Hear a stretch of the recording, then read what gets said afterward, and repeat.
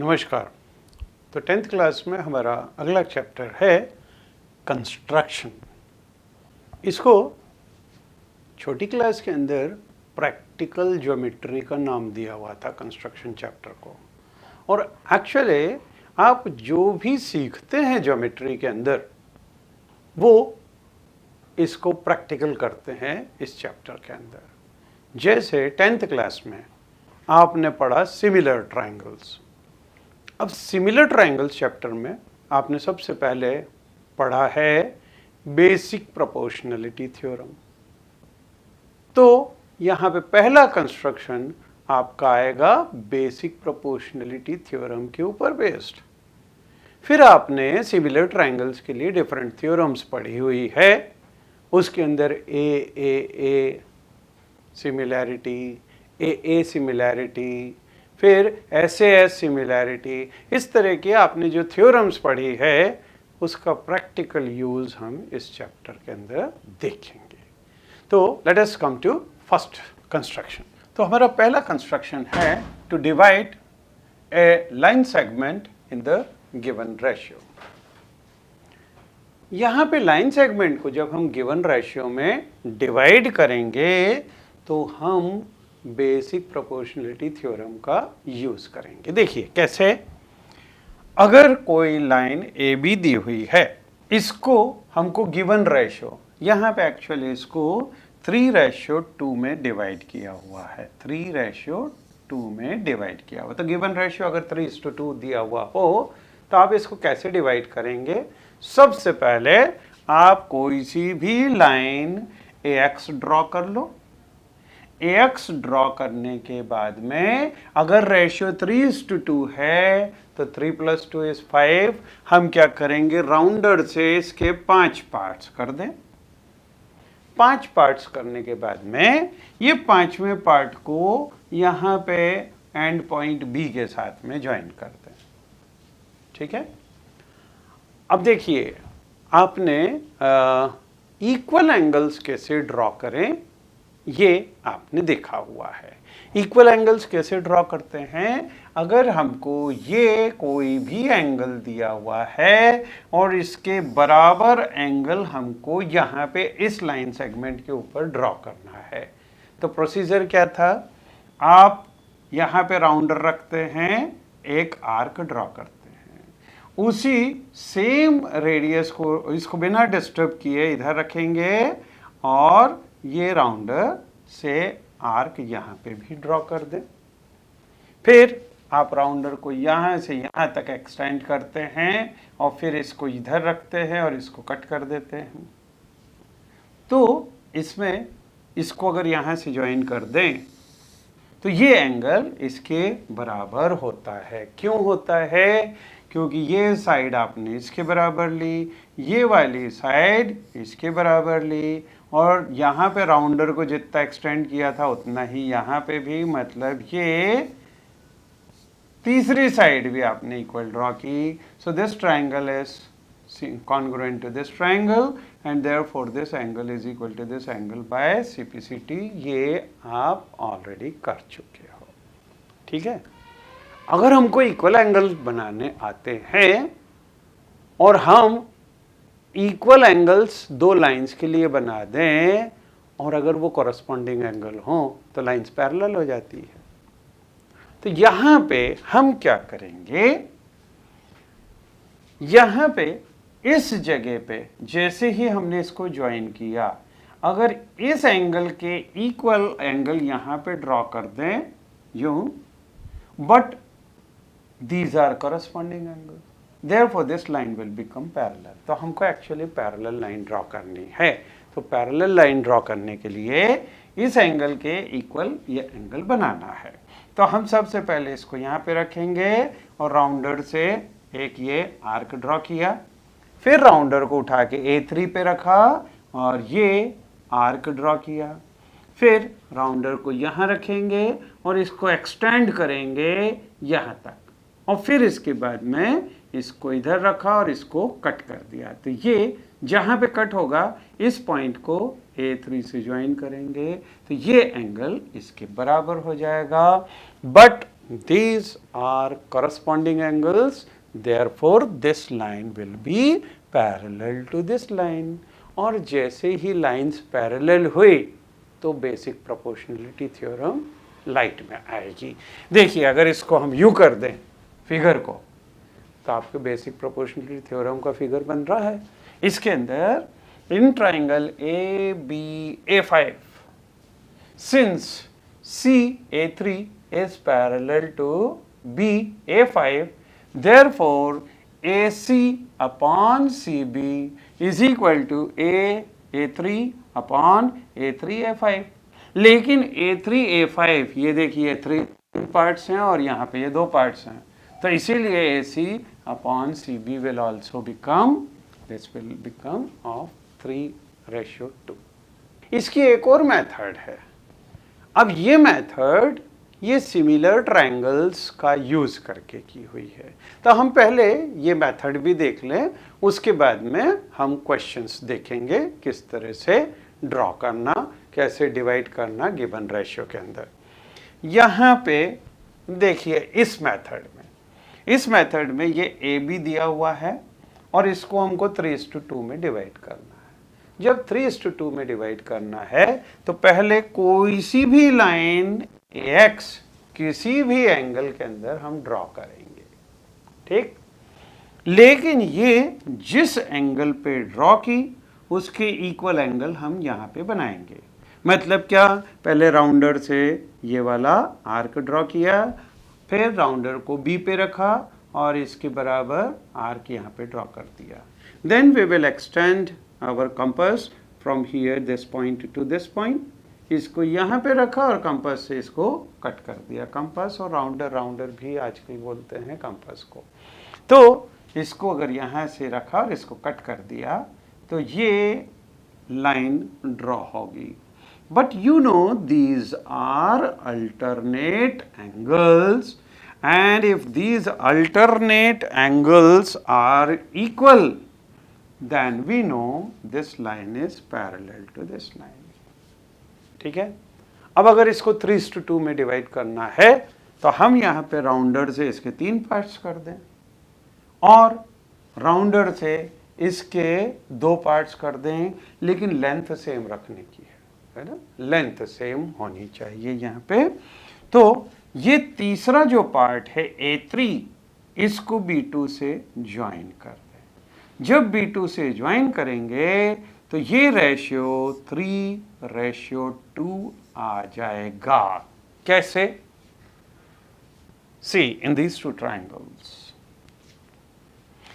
ये एंगल इसके बराबर, अल्टरनेट एंगल। दूसरा ये एंगल इस एंगल के बराबर। Reason is these are vertically opposite angle. तो 2 ट्राइंगल्स के अंदर अगर 2 एंगल्स इक्वल हो तो by a corollary these 2 triangles are similar. और अगर ट्राइंगल सिमिलर हैं तो उनकी कॉरस्पॉन्डिंग साइड्स भी प्रोपोर्शनल होती है। तो यहाँ पे AC upon CB will be equal to AA3 upon BB2। लेकिन A3 ये देखिए ये 3 पार्ट्स हैं, इसका रेशियो 3:2 है, तो यहाँ पे this will also become 3:2। मतलब ये C पॉइंट जो है इसको 3:2 में डिवाइड कर रहा है। तो यहाँ पे हमने यूज़ किया है सिमिलर ट्राइंगल्स का। ठीक है, तो ये प्रोसीजर है, इसको प्रैक्टिकली भी हम कर सकते हैं। अब इसको प्रैक्टिकली मैं यहाँ पे आपको बोर्ड में करके बतलाऊंगा। इसके अंदर स्केल, पेंसिल और वो कंपास और प्रोट्रैक्टर सब दिए हुए हैं। तो जैसा जैसा मैं आपको यहाँ पे करके बताऊंगा आप अपनी कॉपी में करते जाना। ठीक है। Question is, draw a line segment of length 7.6 centimeter and divide it in the ratio 5:8. Measure the 2 parts. In this construction, सबसे पहले 7.6 सेंटीमीटर 7.6 सेंटीमीटर की लेंथ के हम लाइन सेगमेंट बनाएं, ठीक है। तो यहाँ पे 7.6 सेंटीमीटर, ठीक है, ये बिल्कुल एग्जैक्ट 7.6 सेंटीमीटर लेंथ है, ठीक है। देखिए हमारे पास दो मेथड्स हैं और हमको 5:8 में डिवाइड करना है। अब 5:8 इनका दोनों का अगर सम करेंगे तो 13 पार्ट्स आएंगे। अब 13 पार्ट्स में इतने छोटे लाइन सेगमेंट को डिवाइड करना थोड़ा सा डिफिकल्ट है, तो हम अल्टरनेट मतलब सेकंड मेथड का यूज करेंगे यहाँ पे, क्योंकि हम यहाँ पे 5 पार्ट्स में और इधर 8 पार्ट्स में डिवाइड कर सकते हैं, ठीक है। तो let us draw first of all some line segment. ये यहाँ से किसी एंगल के ऊपर हम ये लाइन सेगमेंट ड्रॉ करते हैं, ठीक है। यहाँ से इसमें हमको 5 पार्ट्स करने हैं, ठीक। हम चाहें तो हम इसमें भी 5 पार्ट्स बना सकते हैं, ठीक है। अब इसी के पैरेलल लाइन हमको इधर ड्रॉ करनी पड़ेगी। ये कंपास, इसके इक्वल एंगल यहाँ पे बनाना होगा हमको, तो हम इसको इधर रख दें, इसको पास में खिसका लें, फिर इसको घुमा दें,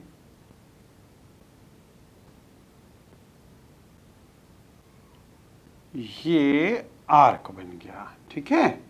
अब इसी के बराबर आर्क हमको इधर बनाना है, तो let us keep it here. इसको इधर रखा, इसको पास में खिसकाया, ठीक है।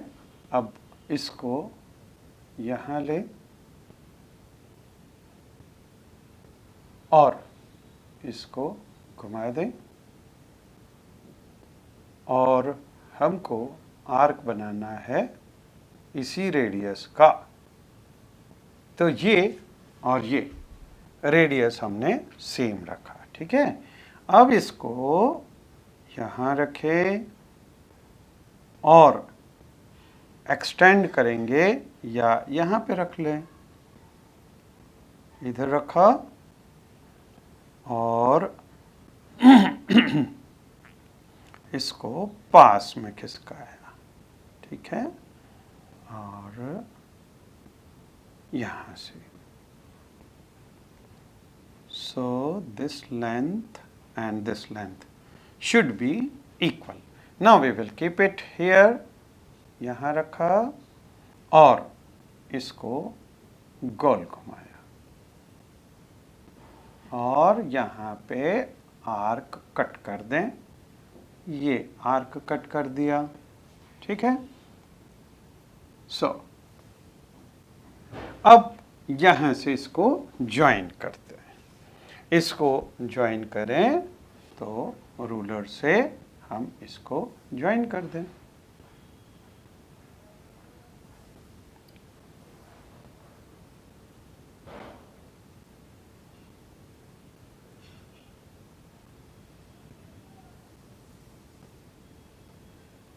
यहाँ रखा और ये ठीक है, और इसको ये ज्वाइन कर दिया। इसमें हमको 8 पार्ट्स बनाने हैं, यहाँ पे हमको 5 पार्ट्स बनाने हैं, ठीक। तो राउंडर से हम इसमें 5 पार्ट्स और इसमें 8 पार्ट्स बनाएंगे। तो let us first keep it here और इसको पास में लेके आए और इसके 5 पार्ट्स हमको बनाने हैं। ये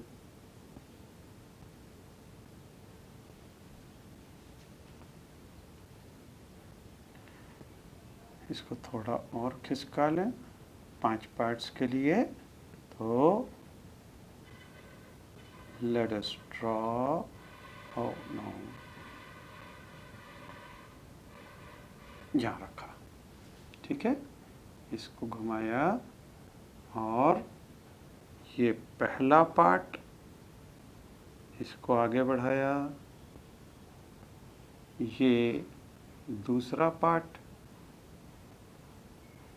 इसको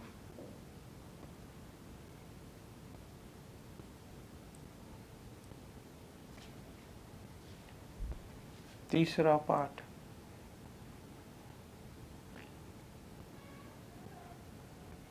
चौथा part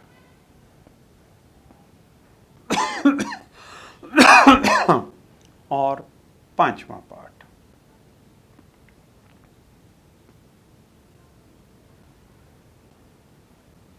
this is 5th part, ठीक है। अब इसको यहाँ रखें, इसके 8 पार्ट्स करने हैं।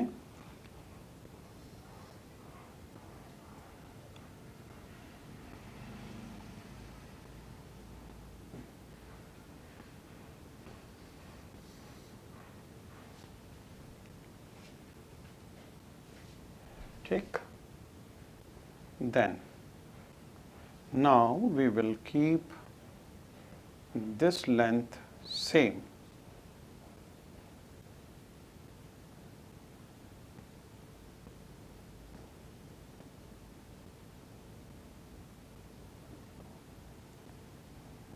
ठीक है, अब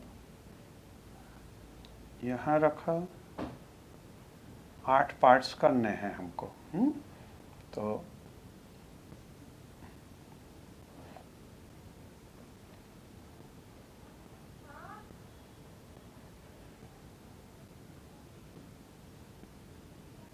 ये पहला पार्ट, ये दूसरा पार्ट, ये तीसरा पार्ट, ये चौथा पार्ट,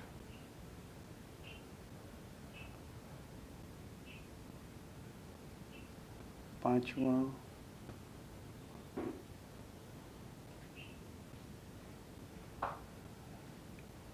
छठा,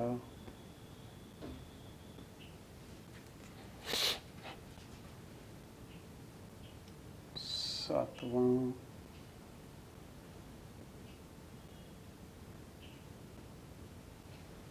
और 8वां।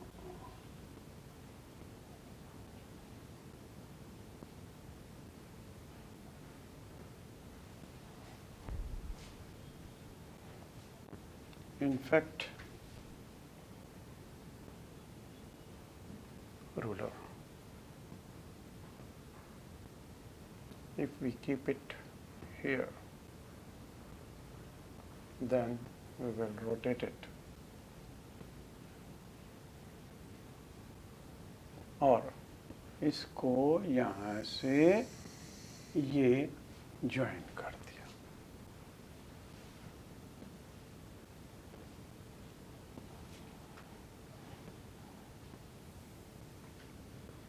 यहाँ पे 8वें पार्ट से अप्रॉक्सीमेटली, बिकॉज नाउ सी इसमें ये बन रहा है 1.3 सेंटीमीटर के करीब, 1.3 या 1.4, 1.3।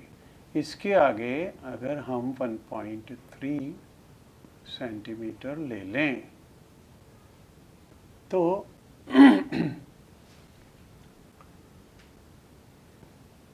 this point will be joined.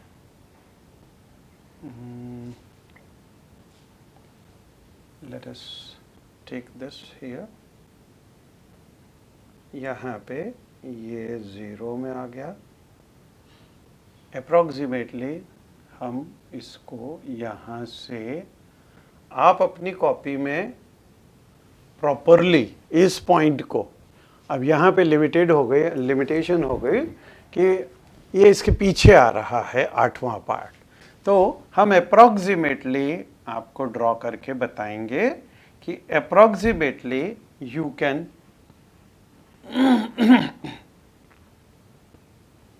यहां से आपको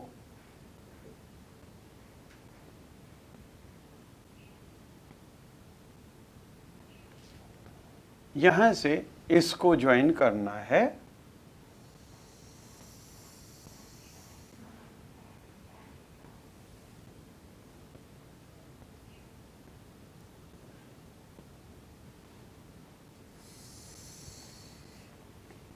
तो वो 8th वाला पार्ट जहां पे इसको वो करेगा। Now this will be A, this is B, this is 7.6 centimeter, then C, यहाँ पे A1, A2, A3, A4, A5,